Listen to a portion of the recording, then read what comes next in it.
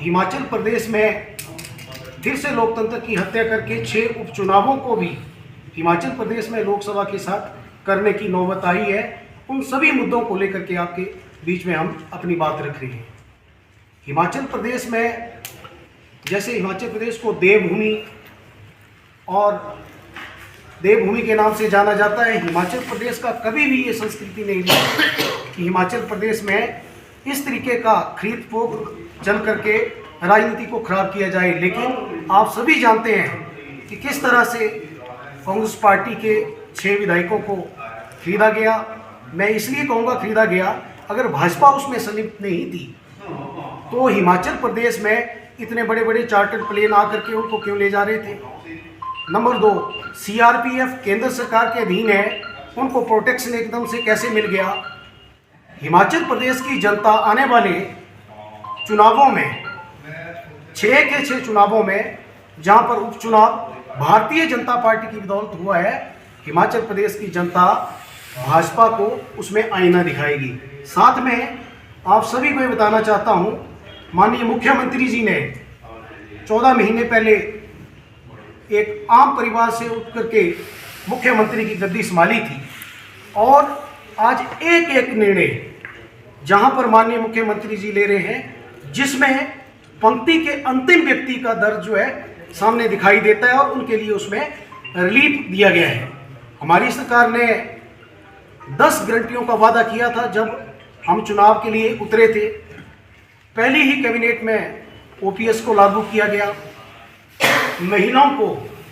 जो पात्र महिलाएं थी हिमाचल प्रदेश में, हमारी सरकार ने यह वादा किया था सत्ता में आते ही दूसरी गारंटी हम महिलाओं को, जो पात्र महिलाएं हैं जिसको किसी भी प्रकार का सरकारी कहीं बेनिफिट नहीं है, उन महिलाओं को 1500 रुपये महीना दिया जाएगा। हमारी सरकार ने ठीक 1 साल के अंदर अंदर महिलाओं को 1500 रुपये देने की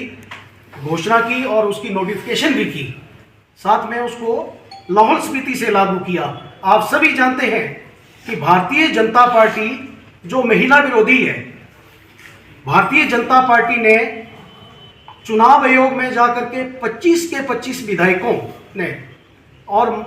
महामहिम राज्यपाल के पास जाकर के ये लिखित में दिया कि महिलाओं को 1500 रुपये नहीं दिया जाए क्योंकि आचार संहिता लग चुकी है। मैं धन्यवाद करना चाहता हूं इस प्रेस कॉन्फ्रेंस के माध्यम से कि माननीय चुनाव आयोग ने इस स्कीम को 2 महीने पहले से ही जो लागू हो चुकी थी, उस स्कीम को कंटिन्यू करते हुए महिलाओं के फॉर्म भरने की जो प्रक्रिया चली है उसको लागू रखने की बात कही है। और माननीय मुख्यमंत्री जी ने बड़े स्पष्ट रूप से कहा है कि हम चुनाव आचार संहिता के बाद 2 महीने के इकट्ठे ही 1500 रुपये महिलाओं के खाते में देंगे। तीसरी सबसे बड़ी बात आपके समक्ष कहना चाहूँगा, हाल ही में भाजपा प्रत्याशी और हिमाचल प्रदेश से पूरे हिंदुस्तान में फिल्मी नगरी में नाम कमाने वाली कंगना रनौत जी जो प्रत्याशी हैं, हमारे भरमौर विधानसभा क्षेत्र का यहाँ पर टूर हुआ। आप सभी जानते हैं कि देश में चुनावी माहौल में बड़ी बड़ी रैलियों को सफल बनाने के लिए फिल्मी हस्तियों को बुलाया जाता है और जहाँ पर भरमौर में आप सभी जानते हैं कि फिल्म हस्ती ही भाजपा का प्रत्याशी होने के बावजूद 100 लोग भी इकट्ठे नहीं कर पाए। इससे सिद्ध होता है कि हिमाचल प्रदेश की जनता जो है एक ऐसे व्यक्तित्व को विधानसभा में या लोकसभा में पहुंचाती है जो लोगों के सुख दुख में शरीक होते हैं। माननीय मोदी जी ने, आज तो भाजपा के लोग इसमें भी परेशान हैं कि कहते हैं कि भाजपा के संगठन से निकले हुए लोगों को भाजपा टिकट देती है, लेकिन आज भाजपा भी सदमे में है कि कंगना रनौत को टिकट कहां से आकर के दे दी। भरमौर में आई थी कंगना जी, हम भी उनका स्वागत करते हैं क्योंकि भाजपा प्रत्याशी है, सभी प्रत्याशी आते हैं, वोट मांगते हैं। लेकिन जिस तरह से कंगना जी ने भरमौर में आकर के टिप्पणी की है कि कांग्रेस के नेता कहते हैं कि हम जनता के डाकिया नहीं हैं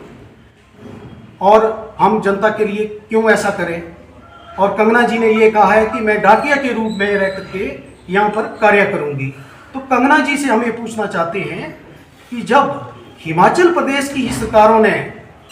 टूरिज्म ब्रांड एम्बेसडर बनने के लिए आपको इतना बड़ा प्रपोजल दिया था, तो आपने एक भारी फीस वसूलने के फीस को मद्देनजर रख करके एक ब्रांड एम्बेसडर बनने की बात कही थी, जब प्रदेश सरकार की हालात नहीं थी कि उस फीस को उठा पाए, तो आपने वो प्रपोजल वापस लिया। दूसरी सबसे बड़ी बात, जब हिमाचल प्रदेश में इतनी आपदा आई थी, आप सभी जानते हैं कि देश में फिल्म हस्तियां, बड़े बड़े लोग, किसी भी तरह की आपदा आए, गरीबों के साथ और आमजन के साथ भारतवर्ष में और हिमाचल प्रदेश में खड़े हुए। हमारे हिमाचल की कंगना रनौत जी उस आपदा के समय कहाँ थी, ये भी उनसे पूछना चाहते हैं। अगर वो हिमाचल प्रदेश की जरा भी हितैषी होते और भरमौर पांगी साथ में मंडी लोकसभा के हितैषी होते, तो सबसे ज़्यादा मंडी लोकसभा क्षेत्र जो था आपदा में ग्रसित हुआ था। चाहे कुल्लू की बात की जाए, चाहे मंडी की बात की जाए, चाहे हमारे हलके की बात की जाए, सबसे ज़्यादा भयंकर आपदा जिसमें सड़कों का नुकसान हुआ।